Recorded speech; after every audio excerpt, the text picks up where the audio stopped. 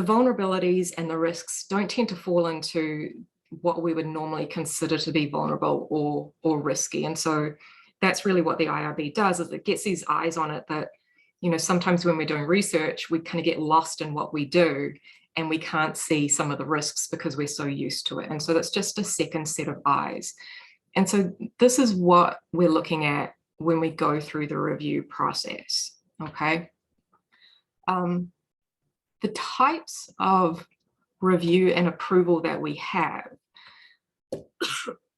So I've got the list here that is sort of a, I guess, a summary of the types of review. And then there's a couple of pages that really cover exempt and expedited review. So let me just quickly touch on these last few here. Anything that involves minors, a vulnerable population, or is more than minimal risk automatically goes on to the full committee. So you need to build 3 to 4 weeks into your timeline if your research is going to end up in that category. If you're thinking about research projects in your class that students do, that 3 to 4 weeks is a really large chunk of your semester. And so if you don't have that time, what you may want to do is look at the protocol that you've got and try and fit it into more of an expedited, minimal risk type category. And then it can be turned around very, very quickly. Okay, and that can meet some of the needs that you have for classes. So a full committee review is really the whole shebang. If you have a project that is continuing on, that's already been approved, then it undergoes what's called continuing review. And this is usually expedited, so it turns around very, very quickly. This category here of limited review is really related to this broad consent that I'll talk about in a little bit. And it's really about storage and maintenance. So it's about data security. And this is usually done expedited. So it's usually a pretty quick turnaround, okay? These expedited review categories, where are we? Here. These are categories that are minimal risk, but we're doing a little bit more than, say, doing surveys or a focus group or looking at outcomes in a class. And so we've got bio specimens here, external sensors, there's a little bit of exercise down here. So expedited review, minimal risk, a little bit more than something that is fairly benign, but expedited can be turned around really, really quickly, all right? What I do want to talk about here is these exempt categories. So exempt categories, it's a little bit of a confusing name. What exempt means is that the research that's being done is exempt from the common rule requirements, but that doesn't mean that it's exempt from IRB oversight and approval or necessarily from the consent process. And a lot of people get that mixed up. It's a transition that's happened from the old paperwork to the new paperwork. So the common rule is just a set of guidelines that governs primarily federally funded research. Longwood has signed a piece of paper that says we're actually going to abide by the common rule. And so this is what we use for our IRB approval process. There are 8 exempt categories. The categories that we most often use are category 1 and category 2. It sounds like a hurricane. Category 1 covers a lot of the research that we may do with the data that we get from classes.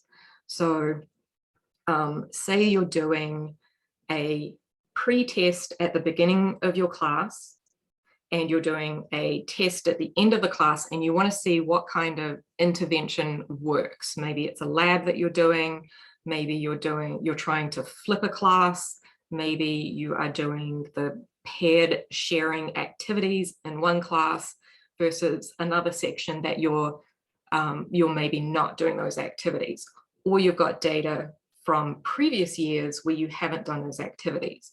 So you're doing things in your class, your normal class practices. You're not going to adversely impact your students' ability to learn, their opportunities to learn. And so this is one of our more common categories. Now, this doesn't necessarily mean that you don't get consent from the students to use their data. Part of just overall good research practice and sound research design is if you have the opportunity to get consent, you should get consent.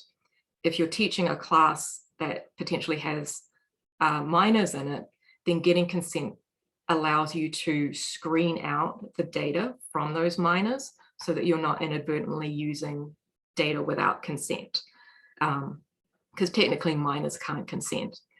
What really these exemptions boil down to is they give you a lot more flexibility with the informed consent.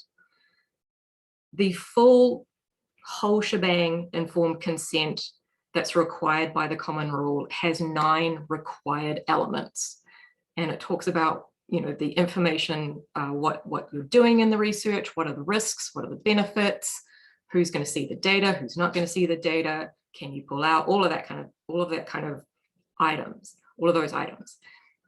These exempt categories allow you to kind of shorten up your consent. And for us, in the kinds of technology that we have, this means that you can actually add consent as like a Canvas quiz or a survey in your classes. When you add an age question in, it gives you the ability to screen out your under 18s, okay? So what exempt really does is, if you have the ability to get consent, you should do that, but it doesn't have to be the Cadillac model of consent. And I'll talk about when you may not be able to get consent. Your category 2, this is a lot of the behavioral research that's done here, tends to fall into this, this category here.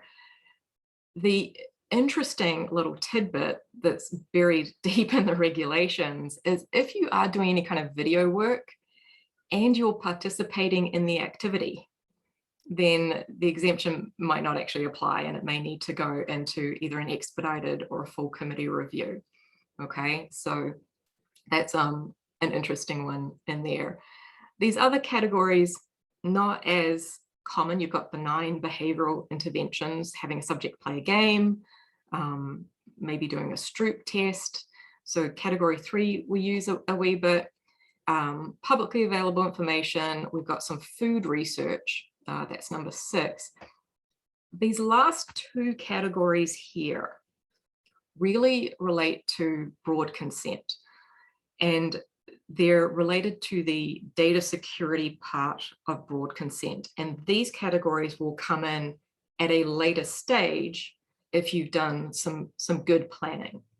So what I would like to do, are there questions? Do we want to stop for questions, or Adam, are you like monitoring? I'm monitoring the chat, but yeah, this is probably a good spot to see if anyone has questions on these exempt categories at the very least. And if you do want to put something in the chat, I can answer those questions or facilitate getting them to Joe. Yeah, Jake, you have a question? Hey, yeah, hey, Joe. Question about specifically qualitative research. In some of the past models that we've used, qualitative research has had to go through a full review almost entirely, because we are doing almost directly one-on-one face-to-face interviews. Did I read that right, that that's not the case, that it could go through an expedited now? It depends on the vulnerabilities and the risks. Okay. So for example, if you were doing a, let's say you were doing a face-to-face interview or a survey with Longwood student athletes. It's a very specific population. It's also not a very large population on our campus. And you were asking about something like, something controversial, like, oh, we actually had this one, racism. Okay, their views on racism, their experiences on racism. Now, Longwood student athletes, they're a pretty small population. they're also a vulnerable population. Their scholarships and their playing time is decided by a coach and by the athletics administration. And because they're such a small population, there is, depending on the questions asked, there could be a fairly decent chance that that individual was identifiable. More so, obviously, if you're recording them, and then that subject could be at risk of financial or reputational harm.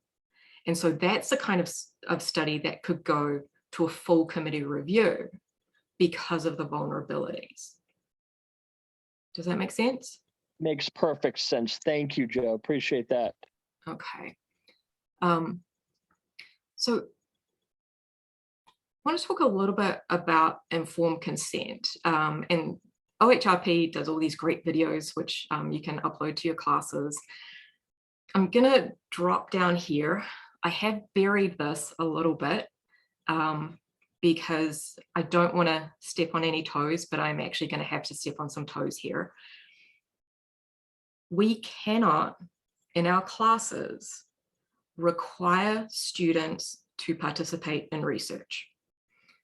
If we have classes, research classes, where students come up with a research project, like what Jake was saying, perhaps a survey, and they administer it to subjects in their class, it cannot be part of their grade, like 10% of their final grade, cannot be participation in research. OHRP has very clear guidelines on this. You can offer extra credit. It can't be a ridiculous amount of extra credit that would exert undue influence on the students. You also have to offer, if you're doing extra credit, you have to offer a non-research option for earning that extra credit. And so this may upend some people's class plans. Some universities do have subject pools where students will sign up to some kind of list that says, hey, I am willing to be a research subject. That is not the same as voluntary informed consent. It just means I'm interested in you telling me that there is a survey that I might want to do.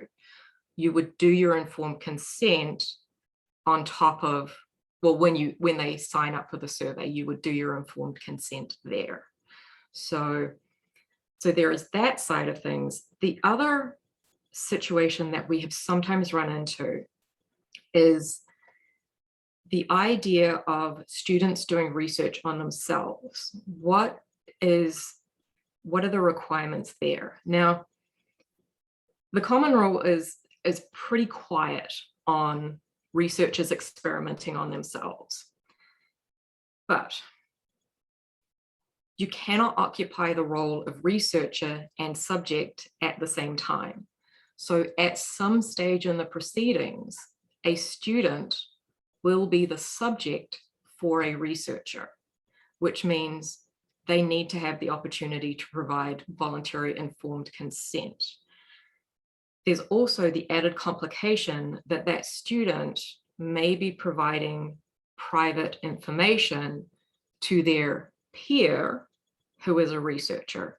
And again, they need to have the ability to not participate in that research without any penalty.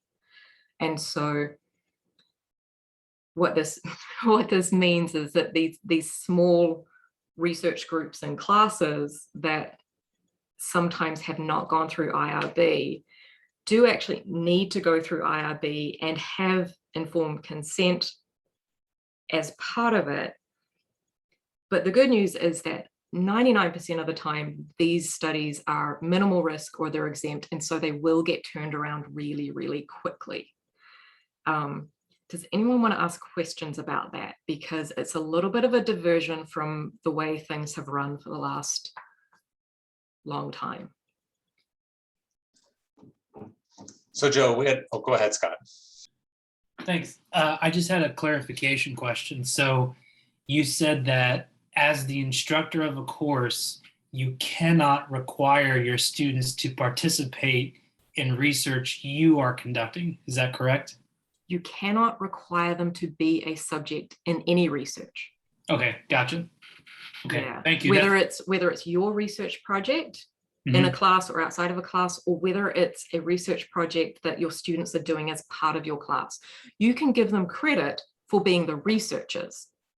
Okay. You cannot give them credit as part of their 100% grade for being a subject. Okay. They have the right to not participate in research, even if that means they don't do any research studies in your class, which kind of puts us in a bit of a bind. But, well, that's the government.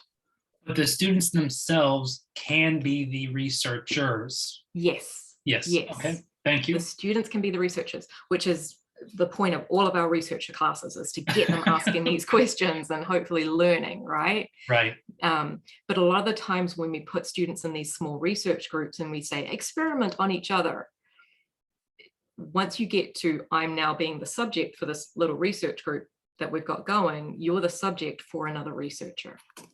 And then there could be private information involved in that. And so our role is to protect the subjects, but also a huge role is to protect you from what if that gets out and someone says, what are we doing here? Right. Other questions about that? So Joe, I wanted to ask the clarification question. Does it matter where the deliverable is? As in, if you've got an in-class, the students are participating, their function as researcher and participants, right? They're testing each other. But the deliverable is a paper or an in-class presentation. Is that different than if the deliverable is at the research showcase here on campus?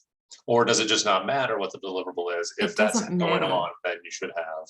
Yeah, it doesn't matter. What's done with the data is outside the purview, apart from security, is outside the purview of the IRB. Research showcases, we have had these discussions over the summer. Our research showcase is now online. And so there is going to be increased scrutiny of any human subjects research that is going to that showcase should have an IRB approval.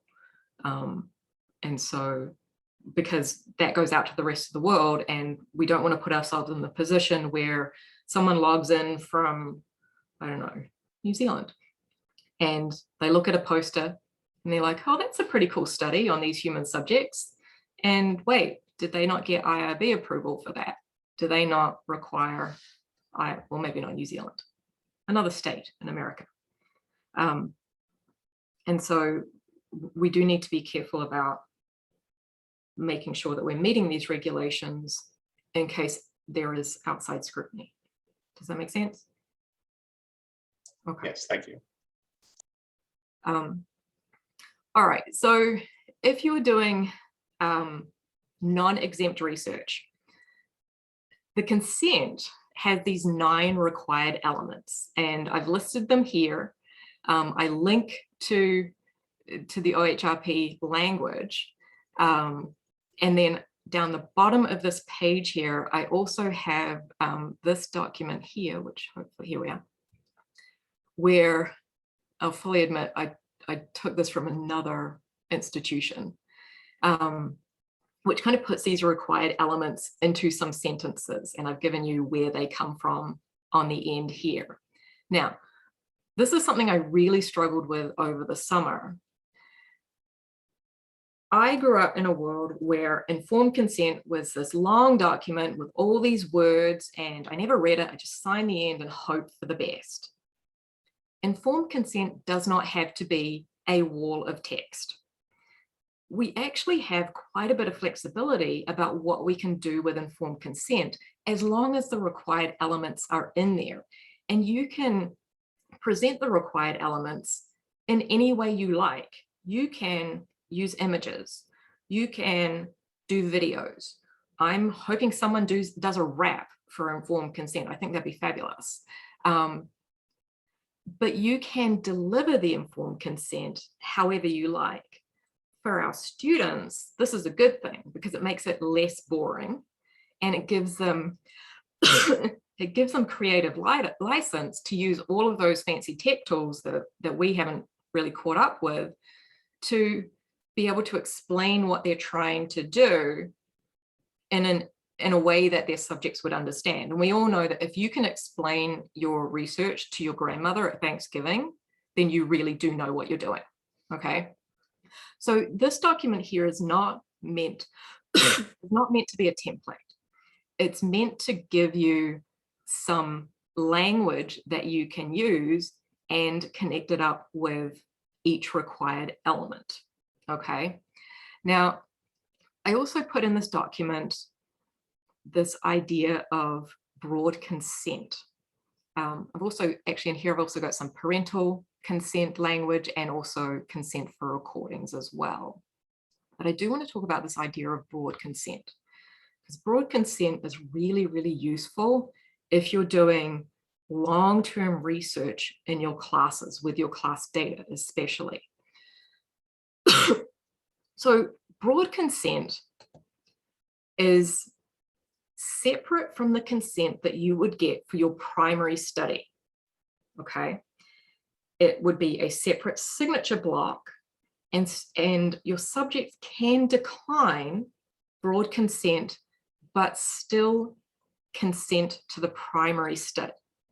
So I'll go here, this is our broad consent. So the example that I have here, and I asked my colleagues if I could use this. So my colleagues in Kinesiology 215, Exercises Medicine, Tina Ewing and Alicia Peterson, they do this survey of the students about attitudes and biases towards people who are obese. And it's a Harvard survey that gives students a score at the end of the survey. And then they do a block of material about how exercise is medicine, essentially, right? It's good for overall cardiovascular health, metabolic health, without necessarily touching body weight. And the survey really wakes the students up to their biases towards obese people who are obese. Now, if Tina and Alicia decided to make this into a study, what they could do for their primary study, I've talked to them about this, is they could do this survey at the beginning of the semester to get a baseline measure for their students of their biases towards people who are obese. And then through the semester, all of this information is seeded in about exercise, body composition, metabolic health. And then at the end of the semester, they can redo this survey and they can see how attitudes and biases towards obese people change with this content that is dedicated towards addressing some of the misconceptions. So that would be their primary study.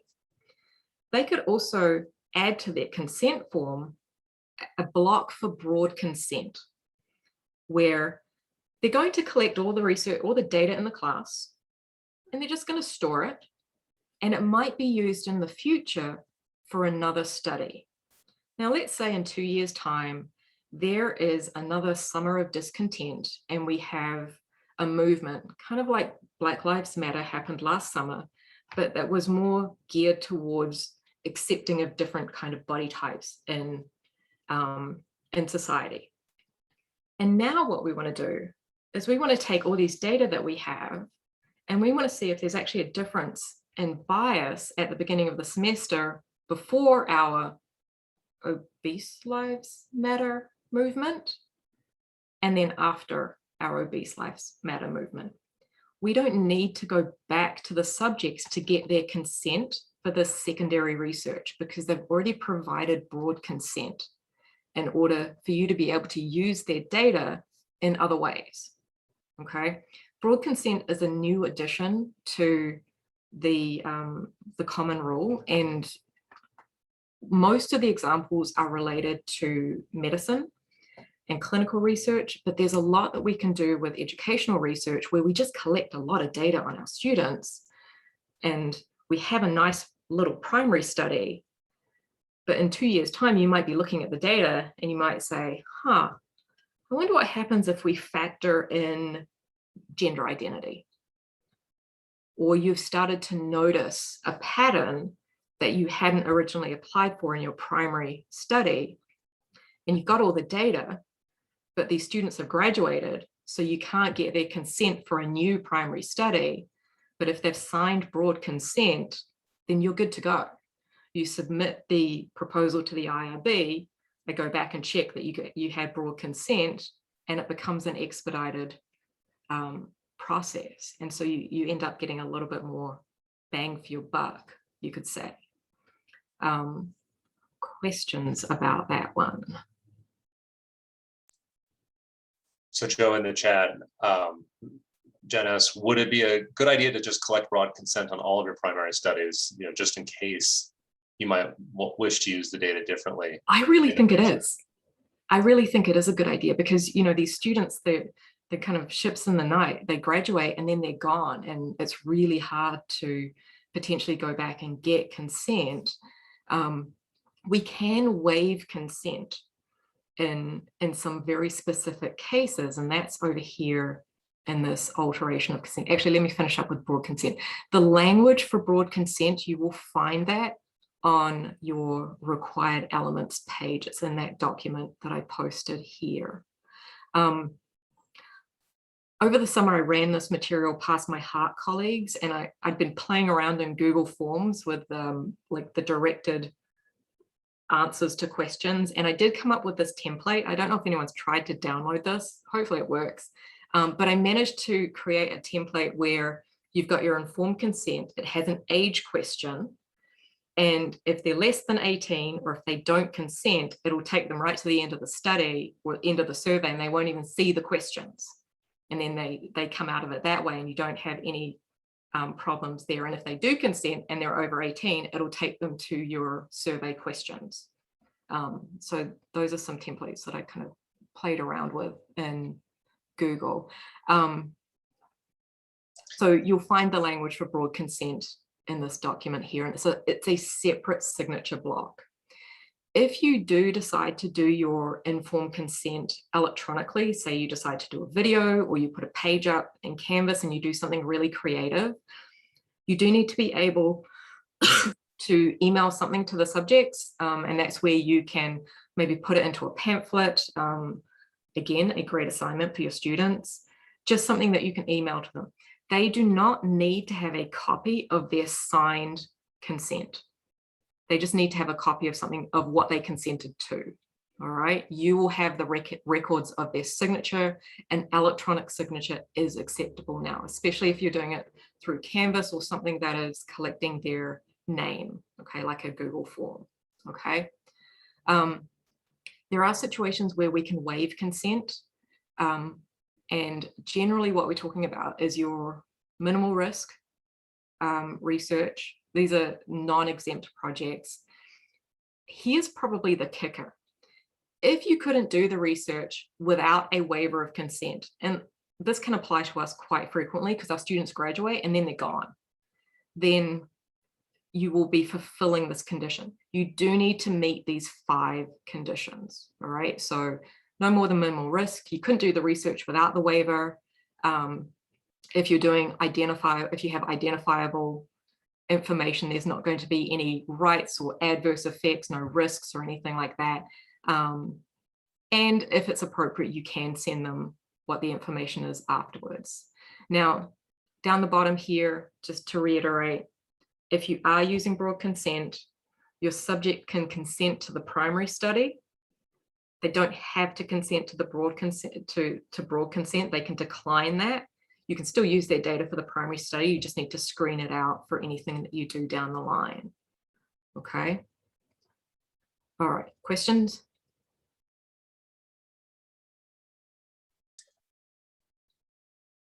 I don't see any questions about the consent right now in the chat, but a couple of folks have asked about being added to the Canvas page. So, oh, there was a buried deep in the emails that came out in a flurry on the first day of contract was an email about IRBs, or shoot me an email and I'll just copy that link and send it to you. At the end of this Canvas page, I did put a resource page where I kind of doubled up on everything. So this is your go-to page. It has the proposal form, these same templates, that same information for consent, links to the city training. I have nothing to do with this beyond copying the information from the page and linking it. So if that doesn't work, I don't know what to do. All right, so everyone that does human subjects research has to do the city training. You as a supervisor, a PI, or running your class, you will do the supervisor research, human subject supervision research certification. Your students will just do human subjects research. If you're using research in your class and your students will be submitting protocols, probably the easiest thing to do is just upload a PDF of your certificate to Canvas so that they can download it and they can merge it into their proposal. You don't have to provide them with your scores, just that certificate that says you passed. All right, so they don't need to know what you scored. And you will throw it into the proposal. So finally we get to the proposal, and that's not good. Let me go back. There we go. Okay, so the feedback I got was that the fill-in boxes were good. I discovered them, which is why you see them. The PI is always going to be a Longwood faculty member. While I know that you want your students to be the principal investigator on their research projects in your classes, you are the one that is ultimately responsible for their work and their behavior.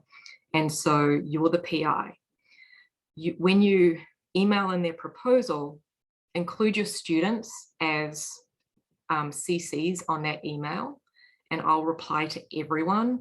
We're using email as your electronic signature. It's legal now, and so that's what we're doing. So that's why we want to have everyone on that email so that they know what they're agreeing to, okay?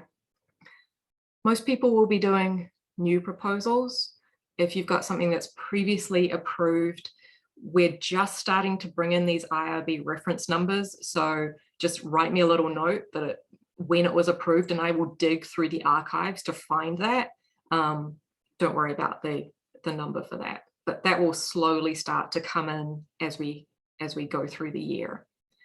Here is your broad consent. If you are using data that you've gathered from a primary study and you've got broad consent, this is where you're going to say yes. This is secondary research that has come from you just collecting all your data. The next few questions were really written with students in mind. There's been a lot of proposals come through IRB where students say they're going to do this, and their protocol doesn't actually do what they say they're going to do, and they're probably not going to get data that will give them the answer to what they think they're asking that they're not actually asking. So the idea here is to get them to think about what are they doing, why are they doing it, what do they think is going to happen. For you guys, this is your bread and butter. You know how to do this. If you think you cannot get informed consent, if you meet the criteria for a waiver, just go ahead and check that box. Give me an explanation of what's going on there. Okay, there'll probably be some correspondence back and forth, and we'll figure out whether or not it's an appropriate waiver. Okay. Here, your subjects. Who are your subjects? Are they students in your class? Are they students outside of the class? How are you going to recruit them? If you are doing sensitive research, for example, research on gender identity, does this require subjects to walk into a room that says, this is the room for the gender identity study and some kind of sensitive label?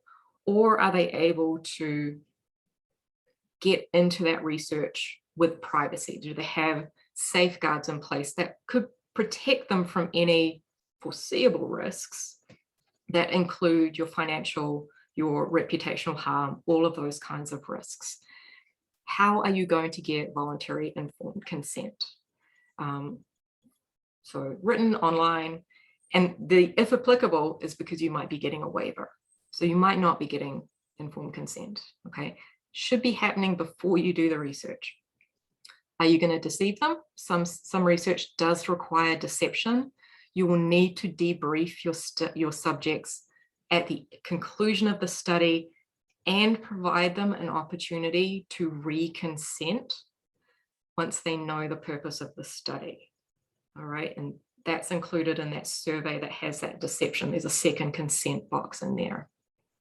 Your identifiable data. So if there is a name, if you know who they are, then you need to be using good data security. If you're doing anything through Canvas, that's great because data security is pretty much covered by Longwood. Google, I think, has decent data security. So just don't leave a laptop in a car unlocked while you go and get a coffee from Starbucks or anything, okay? So identifiable data, your broad consent. So just a checkbox.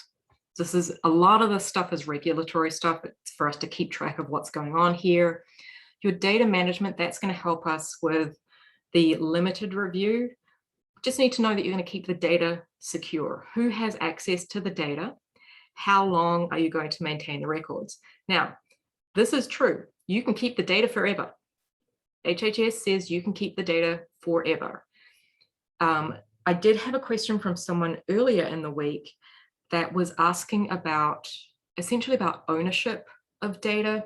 So if you have students doing research in your classes, they move on to other classes, they're going to graduate, but you still have their data. If you want to use those data, who owns those data?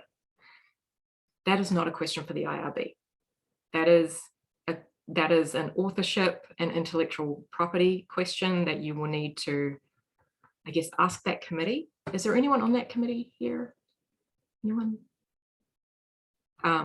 Or come up with an agreement with your students. I'm all about maintain records. If you want to get them to sign away their rights to the data. And it also gives you a good opportunity to talk about, well, this is what authorship looks like in academia. So in the sciences, there's often 4, 5, 6 authors on a paper. And some of those authors didn't write the paper at all. They were doing all of the data collection in the lab.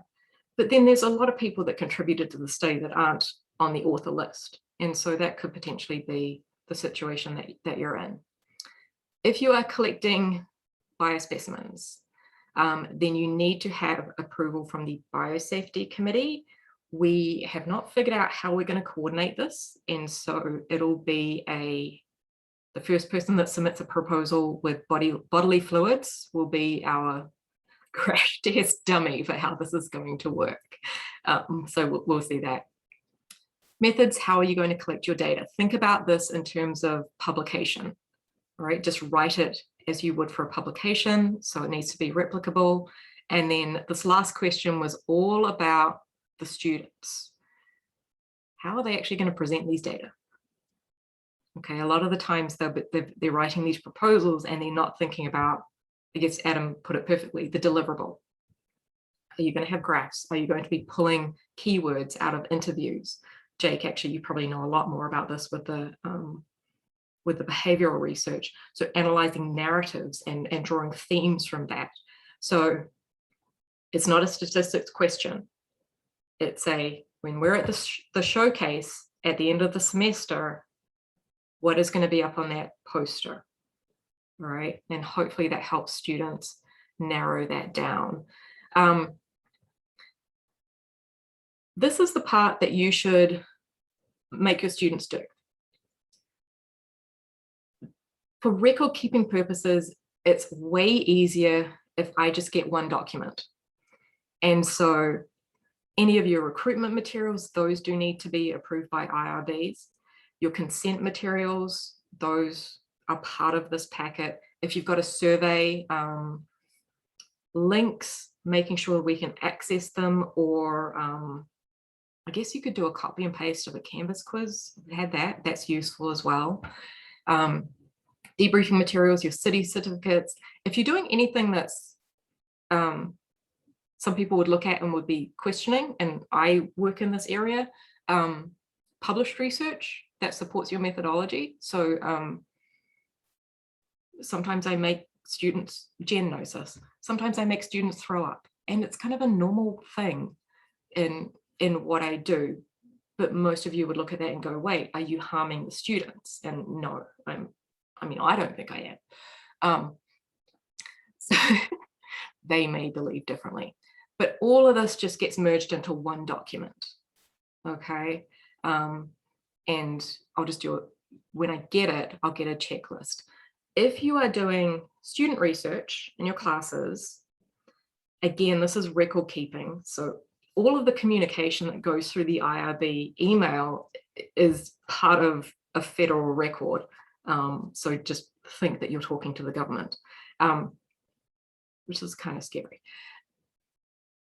If you're doing research in your classes, if you can send me one proposal per email, because that email and the thread and the communication back and forth will be the record for that proposal.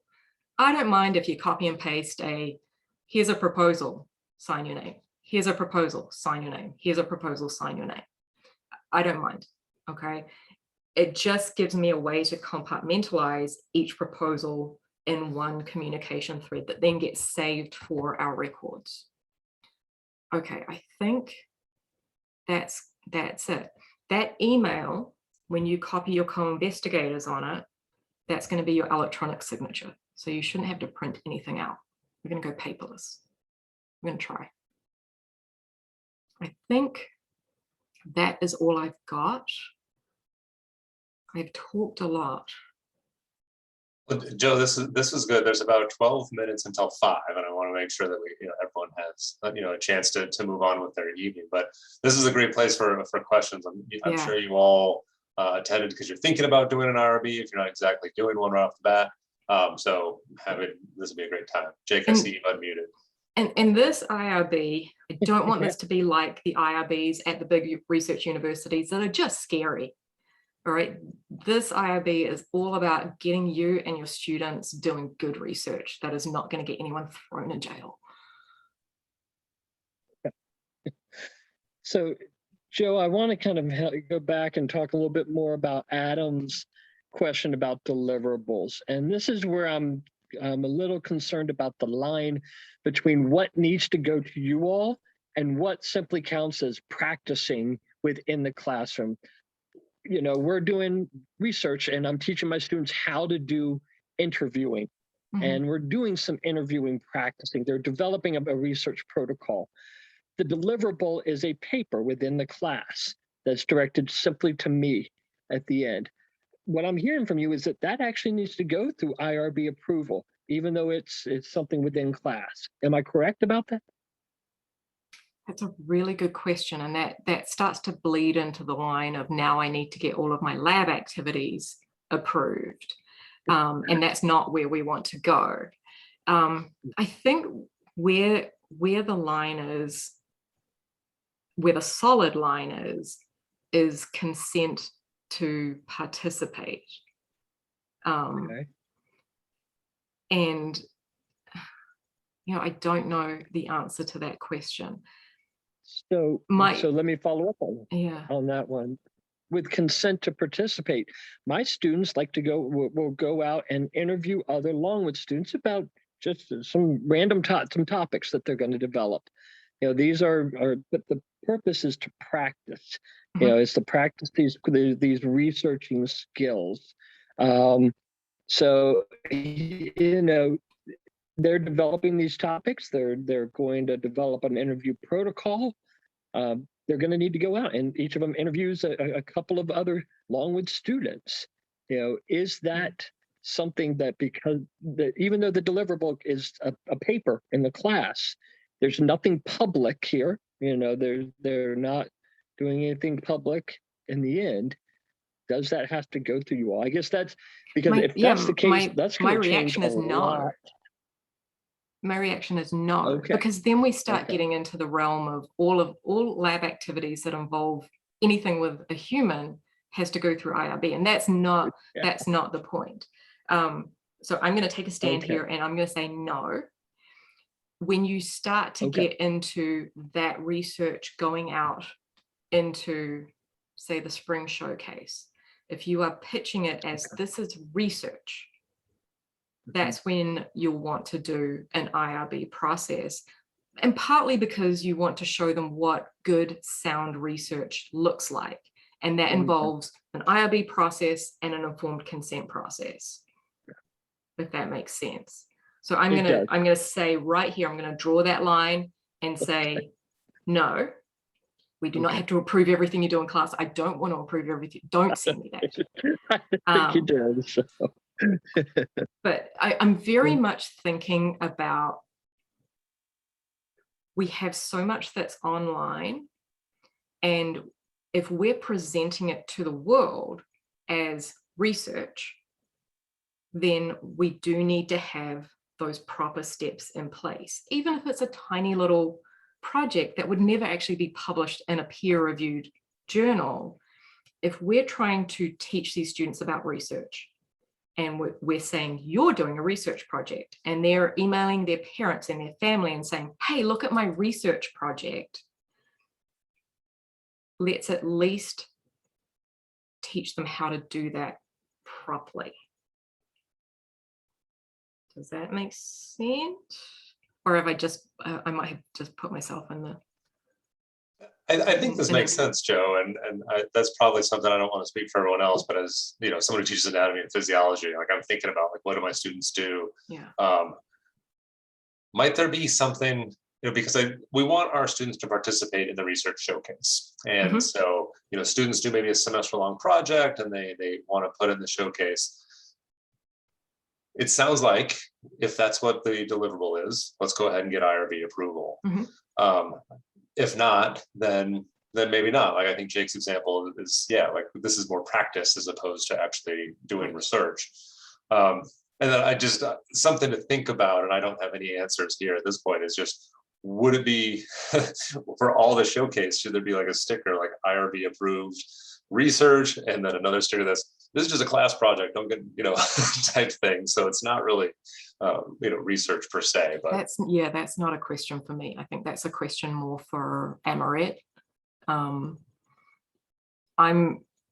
thinking from the point of view of, if outsiders are looking in, we not only do we want to protect our human subjects, and most of this research is fairly minimal risk, but we want to protect ourselves as researchers and protect the institution. And so it's sort of taking that a fairly conservative approach from that point of view.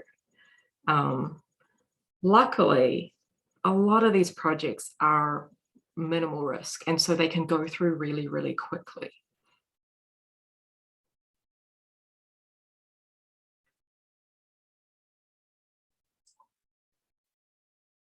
well, I'm very interruptible, but I have a couple, you know, just two other questions that came to mind. One is, you know, let's go out of the classroom. If I'm doing a research project with a collaborator at another university and they have IRB approval, we also want to make sure that we have Longwood IRB approval. Right, especially if you're using subjects at Longwood. Okay.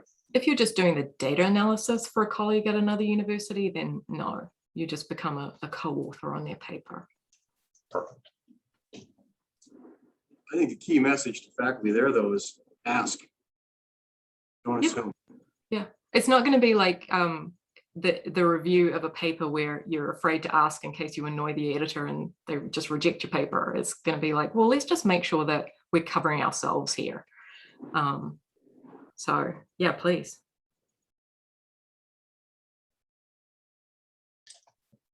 And then one other question, since I have insider knowledge, is what are you thinking about turnaround time? You said fairly quickly, but I know that in some cases, you know, Joe, it might just be you trying to do it. So what are we, particularly at the front of a semester, what are you thinking in terms of quickly? Is that 2 weeks? Is it 1 week? Is it, you know, 30 minutes after I submit? What do you think? So Audrey was the one that wrote the automatic response to the IRB email. And right now it says 1 to 2 weeks for expedited or exempt and 3 to 4 weeks for full committee review. I have no control over the other people on the committee. So I'm going to stick with the 3 to 4 weeks for full committee review. However, expedited and exempt, they do go through me. I'm also very aware of the time constraints that we have for classes and know that semesters will be front loaded. And if I go to 1 to 2 weeks, well, especially if I go to 2 weeks, I will be disappointed in myself. And you can flog me at the end of the semester. But yes, I do. My goal is to get anything that just goes through me turned around as quickly as possible, definitely within that 1 to 2 week turnaround. I don't know if I should say this, but if we get in a situation where we need to do back and forth over a weekend, yeah, I will do that for you, because we have these constraints in our semester. We have no flexibility in that. We got to get these students through. Joe, are you the only one that does the expedited review? I can assign them to someone else. Don't know who's on the committee yet. Okay. That would seem a good idea in case you do get swamped or you're Right. on Right. vacation or. Yeah, and I'm also aware that this is definitely going to be front loaded. We'll have all of these proposals coming in at the beginning of the semester when people are doing their classes, and so it will get done. How it gets done on the back end, you guys don't need to know that. It may not be pretty on my end, but it'll get done.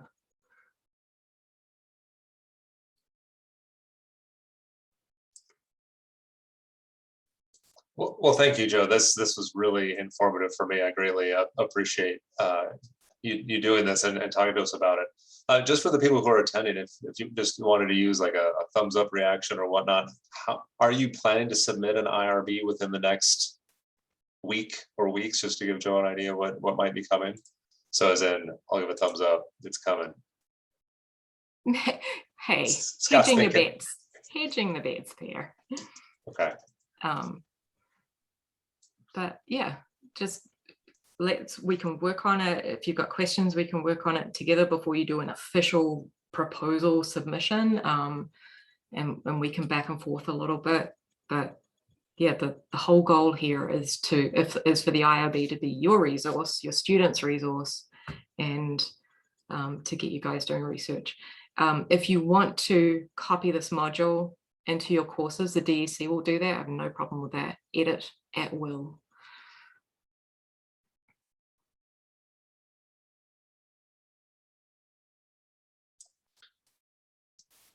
All right. Well, if there are no other questions at the moment, we'll adjourn for the evening. I hope you all have a good evening. And if you do have additional questions that come up, you can email me, or I don't want to speak for you, Joe. I think You can email. Yeah, you can email me. I'm Morrison JP. If you don't have the self-enroll link for this and you can't find it buried in your email, shoot me an email and I'll send you that link. Okay.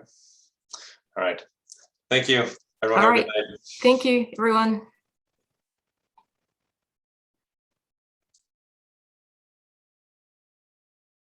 Thanks. This was